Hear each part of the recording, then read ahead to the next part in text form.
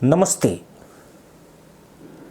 गधा कितना भी दुम उठाकर भाग ले, लेकिन घोड़ा कभी नहीं बन सकता है।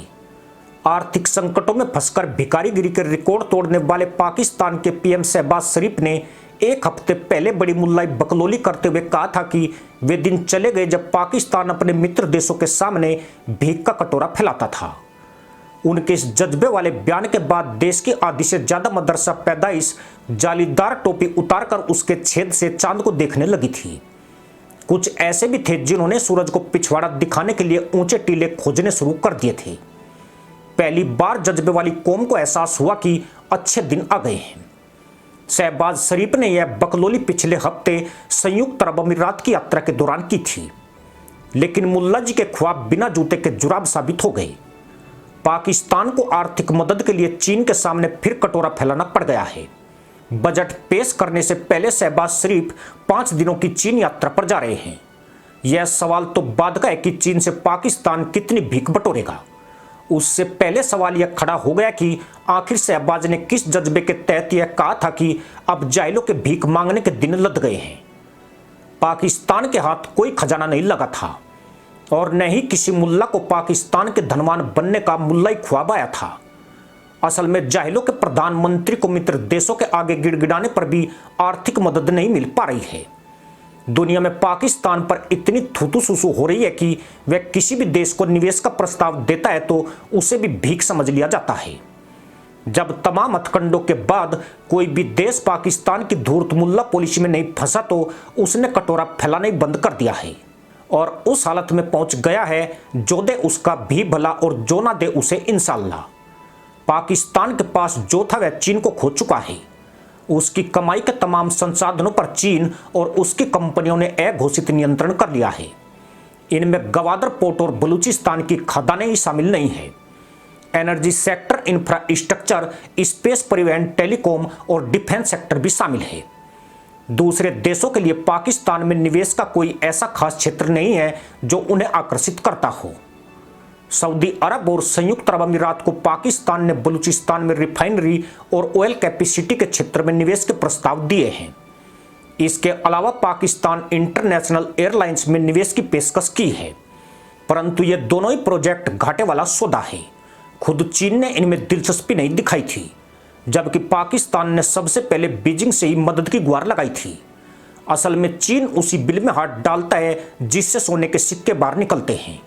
वह सांपों को पकड़ने वाला काम नहीं करता है। यही वजह है कि जब आज से 4 साल पहले सऊदी अरब बलूचिस्तान में रिफाइनरी में निवेश की पूरी तैयारी कर चुका था, इसमें घाटे को देखते हुए उसने इस प्रोजेक्ट को कैंसिल कर दिया। दरअसल पाकिस्तान में निवेश इसलिए जोखिम भरा नहीं है कि वहां मुसलमान आतंकवादियों की समांतर सरकार चलती है। इस खतरे से कुछ हद तक निपटा जा सकता है, परंतु पाकिस्तान का सदाबहार यार चीन यहां पर एक घोषित कब्जा कर चुका है। सरकार या सेना सामने से फैसले करती जरूर नजर आती है, लेकिन आखिरी डिसीजन ड्रैगन ही लेता है। वही तय करता है कि पाकिस्तान में कोई ठेका किसे दिया जाएगा। सीधी सी बात है कि जिस पेड़ से पत्ते की जगह पैसे गिरते हों, चीन उसकी छांव में किसी और को नहीं बैठने देगा। यही कारण है कि फिलहाल चीन पाकिस्तान में सबसे बड़ा निवेशक बना हुआ है। बाकी दुनिया का निवेश 10% से भी कम है। पाकिस्तान की यह मजबूरी भी है कि जिस चीन ने इतना भारी भरकम पैसा लगाया वह उसके सामने पिछवाड़ा उठाने का साहस नहीं कर सकता है। सिर्फ चीन ही पाकिस्तान की गर्ज में हेल्प कर रहा है। शहबाज की मुल्लाई बकलोली में जज्बा नहीं, मजबूरी के आंसू थे। जब बहुत पिछवाड़े पटकने और तहमत पसारने पर धेला नहीं मिल पा रहा है तो भीख मांगने के दिन लद ही गए हैं। जो मुल्ला जोश में आकर गधैया नृत्य की तैयारी कर रहे थे, यह वास्तविकता उनके अरमानों पर तारकोल उड़ेलने जैसी है। मदरसा मुल्क दावा करता है कि चीन उसका आयरन ब्रदर है, लेकिन वही चीन अपने नागरिकों की मौत का हर्जाना तक पाकिस्तान से वसूल कर लेता है। इससे साबित होता है कि दोनों देशों की यारी कैसी है। जाहिलों के देश की एक खास आदत है, वह यही कि जब इन्हें किसी देश से भीख झपटनी होती है तो पूरे पाकिस्तान में उस देश के लिए गधैया नृत्य शुरू हो जाते हैं। देश की मदरसा कौम दांत निपोड़ती हुई सड़कों पर ऐसे खड़ी हो जाती है कि अगर इनकी हथेली पर अठन्नी चवन्नी नहीं पटकी तो यह मुंह पर तहमद फेंक कर भाग जाएंगे। शहबाज के चीन दौरे पर जाने से पहले पाकिस्तान में यही मुल्लाबाजी हो रही है। दावा किया जा रहा है कि चीन से रिश्ते मजबूत करने के लिए शहबाज चीन यात्रा पर जा रहे हैं। समझ में नहीं आता है कि यह रिश्ता और कितना मजबूत करना है। लंगोटी से लेकर टोपी तक तो चीन के पास गिरवी पड़ी है। अब बाकी क्या बचा जो अभी भी ढीला रह गया है। सच्चाई यही है कि सब कुछ गंवाने के बाद और मदरसा कौम को बदतर स्थिति में पहुंचाकर भी पाकिस्तान के फंटर हुक्मरानों को अकल नहीं आई है। दुनिया जानती है कि चीन के सिर्फ एक project China Pakistan economic corridor ने मदरसा मुल्क को बर्बादी के कगार पर पहुंचा दिया है, पर इसके बावजूद पाकिस्तान ड्रैगन के मोह पास से निकल नहीं पा रहा है।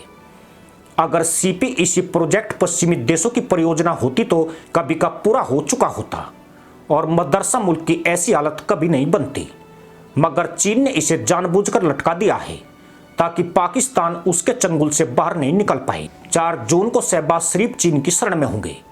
इस दौरे पर सिर्फ भिखारियों की निगाह रहेगी, उन भिखारियों की जो पिछले हफ्ते शहबाज की बकलोली से जोश में आ गए थे। जायलो का प्रधानमंत्री भीख न मांगने के वादे से पलटकर चीन के आगे तहमद पसार कर खड़ा होगा। इसी के साथ अनुमति दोस्तों, जय हिंद, वंदे मातरम।